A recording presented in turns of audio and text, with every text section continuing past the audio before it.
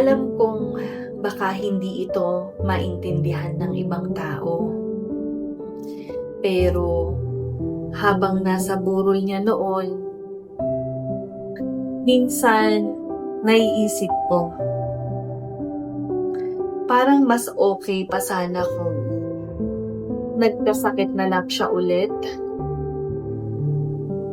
Hindi dahil gusto ko siyang mahirapan. Hindi dahil gusto ko siyang masaktan. Hindi dahil gusto kong bumalik ulit yung dialysis. Kundi dahil kapag may sakit siya, andito pa rin siya. May aalagaan pa rin ako. May mahahawakan pa rin akong kamay. May makakausap pa rin ako. Kaya ko naman yung puyat. Kaya ko naman yung pagod. Kaya ko naman yung pag-aalala. Kasi habang kasama ko siya, pakiramdam ko kaya kong harapin ang lahat. Pakiramdam ko kaya ko siyang alagaan habang buhay. Pero yung tuluyan siyang mawala, yun yung hindi ko napaghandaan.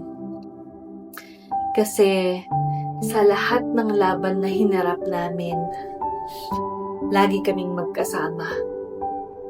CKD, dialysis, kidney transplant, mga pagsubok after, lahat yun, magkahawak kamay naming hinarap. Pero nung mawala siya, unang beses kong pumarap sa laban na wala na siya sa tabi ko. At siguro, yun yung dahilan kung bakit minsan naiisip ko yun.